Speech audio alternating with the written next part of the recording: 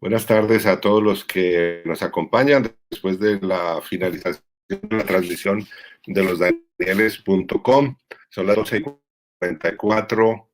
Voy a tratar de hablar de esta historia eh, brevemente sobre Felipe Moncaliano Botero para tratar de cerrar antes de la 1 de la tarde y no demorar el almuerzo de ustedes. Y gracias por venir a este canal de YouTube que eh, ha montado hoy mi amigo Álvaro Rodríguez, periodista de Barbosa Santander, que nos regala a todos bocadillo de leño y tumes.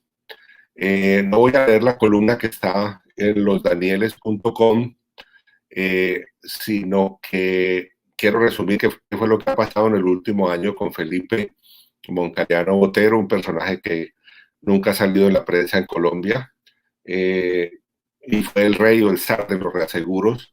Los reaseguros son los seguros que las compañías de seguros toman frente a riesgos que son muy grandes. Una compañía de seguros que asegura casas contra incendio, pues obviamente no se le van a incendiar las 10.000 o 20.000 casas que tenga aseguradas en Bogotá, por ejemplo, en un momento dado. Lo mismo los seguros de robo de automóviles. Cuando hay un siniestro muy grande, por ejemplo, las pólizas que protegen las hidroeléctricas contra la, la destrucción, por ejemplo, de la presa de una hidroeléctrica. Esos siniestros podrían quebrar a la compañía de seguros que emite la póliza y por lo tanto esa compañía a su vez se reasegura en el mercado de Londres, que es por tradición el mercado más importante de reaseguros, y entonces se coloca ese riesgo entre 200 o 300 o 500 compañías. Esa es la diferencia entre el seguro y el reaseguro. Felipe Moncaliano, que empezó a trabajar en este negocio del reaseguro desde el año 77, toda la gente que lo conoce dice que él fue la persona más importante y que más dinero hizo en ese negocio. Lo acaban de condenar en Miami, un juez federal, a 72 meses de prisión, 6 años de cárcel, por haber pagado un soborno desde su oficina en Bogotá. Él representaba hasta hace 2 o 3 años a una firma internacional que se llama JLT, inglesa, Jardine Lloyd Thompson, y manejaba negocios en Colombia y también en Ecuador. Y Moncaliano pagó $10.800.000 entre el año 2013 y 2017 al presidente de una compañía estatal de seguros en Ecuador que se llama Seguros Sucre, la cual maneja todos los seguros de entidades oficiales. Entonces, por el reaseguro del Ministerio de Defensa del Ecuador, Felipe Moncaliano pagó a Juan Rivas Domenech, el presidente de esa compañía Seguros Sucre, ese soborno de $10.800.000. Fue acusado hace un año, en febrero del año pasado, por el IRS, la DIAN de los Estados Unidos, porque ese soborno, una parte pequeña, pero una parte de ese soborno se lavó o se blanqueó en cuentas bancarias en la Florida, y eso constituye entonces un delito de lavado de activos. Se debía celebrar un juicio en octubre pasado, no se hizo porque Felipe Moncaliano y los otros acusados, que son Juan Rivas y otros intermediarios ecuatorianos, aceptaron los cargos, se declararon reos confesos y por lo tanto no se hizo el juicio. Y ahora el primero en ser condenado por un juez es Moncaliano. No se sabe la condena que recibirán los otros cómplices de este soborno o cohecho. Está detallada en la columna que publiqué en losdanieles.com por invitación de Daniel Samper Pisano y de los otros Danieles, toda la mecánica de cómo se pagaron esos sobornos. Pero la razón principal por la cual estoy hablando de esto y voy a seguir hablando de esto es porque obviamente si Felipe Moncaliano Botero, de 67 años de edad, pagó en los últimos años un soborno de $10 millones, al final de su carrera, cuando ya había alcanzado un gran reconocimiento y había amasado una gran fortuna en ese negocio, pues es lícito sospechar que los negocios que él tuvo en Colombia con entidades oficiales, posiblemente o probablemente también pagó sobornos. Entonces, lo importante es que ahora que él está condenado en los Estados Unidos, se investigue en Colombia retrospectivamente todos los negocios de reaseguros donde él y su compañía JLT y antes otra que se llamaba Hit Lambert y antes otra Cover de Colombia han participado en los últimos 40 años, porque es lícito pensar que también ahí hubo una operación de lubricación de esas licitaciones con sobornos o con coimas. De hecho, el año pasado, cuando se divulgó, yo publiqué en mayo la noticia de la denuncia penal contra él en los Estados Unidos. Poco tiempo después me contactó una persona a contarme que algo similar a lo de Ecuador había sucedido en Satena, en el primer gobierno del presidente Santos, cuando un empresario privado de la aviación, comparando costos de su empresa privada con costos de Satena, descubrieron que Satena estaba pagando a Moncaliano un sobrecosto en la póliza de reaseguro de las aeronaves de Satena de $750,000 anuales. El presidente de Satena en ese momento investigó en Londres, descubrió ese sobrecosto, le quitó el contrato a JLT, a Moncaliano, y si esa es la comprobación que se hace de que hubo otro negociado, pues probablemente habrá muchos más.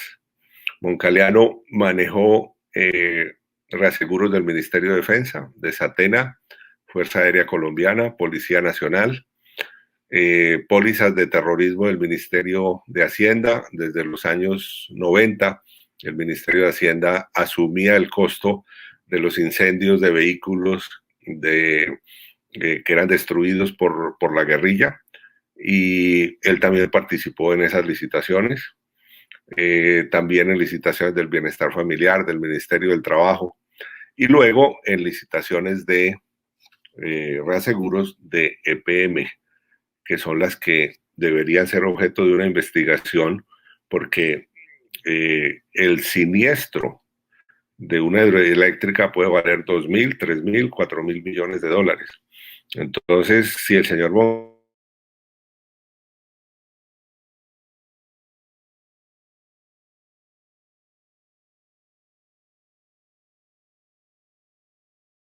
que se haga una investigación por parte de la Fiscalía y de la Procuraduría sobre los funcionarios que le adjudicaron los contratos de reaseguro a Felipe Moncaliano y a sus empresas en estos últimos años. Y quiero leer en este momento dos conceptos sobre Felipe Moncaliano que me enviaron dos personas que han trabajado muchos años en el mundo de los seguros. El primero dice así: me deja mucha tristeza, pues a Felipe siempre lo percibí como una persona profesional, noble y generosa. Inquietante notar que no ofreció ninguna versión de la razón de su yerro. Me da la impresión de que su defensor optó por limitarse a pedir clemencia, pero sin justificar la acción torcida. Y luego otra persona, también del mundo de los reaseguros, me dice lo siguiente: creer, como lo indica su abogado defensor, que Felipe Moncaliano Botero fue durante la totalidad de su vida profesional un ícono de la moralidad, el profesionalismo, las sanas costumbres, etcétera, y que el crimen por el cual fue condenado obedece a un comportamiento extrañísimo en persona tan ejemplar, es pensar que Odebrecht creó una vicepresidencia de sobornos única y exclusivamente para ganarse una insignificante licitación para la construcción de 600 kilómetros en la Ruta del Sol en Colombia. No, El abogado, desde luego, procura lo mejor para su cliente. Felipe Moncaliano Botero tuvo todo lo que se necesitó para merecer la descripción que de él hace el abogado: profesionalismo, carácter, personalidad arrolladora, conocimiento como pocos en su sector. Pero una característica adicional lo llevó temprano a torcerse en el camino: la ambición. Quienes fuimos sus colegas observamos en múltiples ocasiones cómo ofertaba por debajo del costo real para hacerse a una cuenta, sembrar la semilla de la corrupción en el cliente, muchos de ellos sector público, y recuperar con creces en los años siguientes la inversión realizada, sobrecargando precios y compartiéndolo al estilo de las coimas en Ecuador. El soborno que Felipe Moncaliano Botero pagó al presidente de Seguros Sucre en Ecuador no fue el primero en su vida, pero sí fue posiblemente el último. En los primeros años de la década anterior, Colombia pudo haber conocido quién era realmente Felipe Moncaliano Botero. A Satena llegó un nuevo gerente, un general valioso y honesto, que gracias a amigos del sector aeronáutico supo que Moncaliano cobraba en ese entonces casi $1 millón de más a la empresa aérea de lo que le pagaba al mercado asegurador en Inglaterra. El general cambió de intermediario, se ahorró el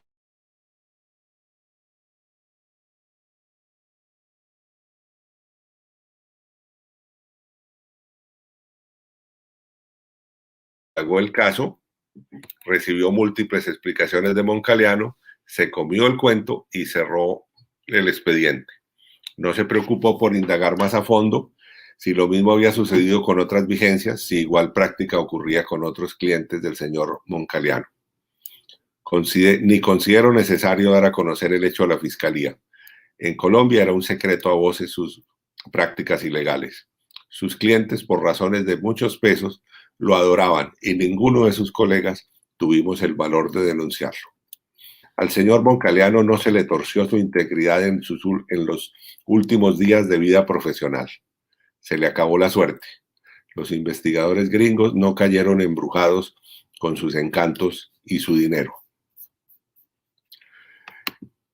Se sabe por lo que dicen las fuentes que Moncaliano acumuló una fortuna de decenas de millones de dólares. Naturalmente no sabemos esa cuantía exacta, pero hay dos hechos que son públicos. Como parte de su condena, le incautaron 3 apartamentos en el centro de Miami, avaluados cada uno en $1,5 millones. Ahí llevamos $4,5 millones. Y él había comprado en el 2015 en Miami un condominio por $3.1 millones a una estrella de la NBA. Entonces, solamente en propiedades que se conocen públicamente en la Florida, en Miami, él tiene $7.5 millones. Debe tener propiedades también en Colombia. Y por lo tanto, cuando a uno le dicen que él acumuló una fortuna de decenas de millones de dólares, pues es posible que eso haya ocurrido porque estuvo en este negocio durante 40 años.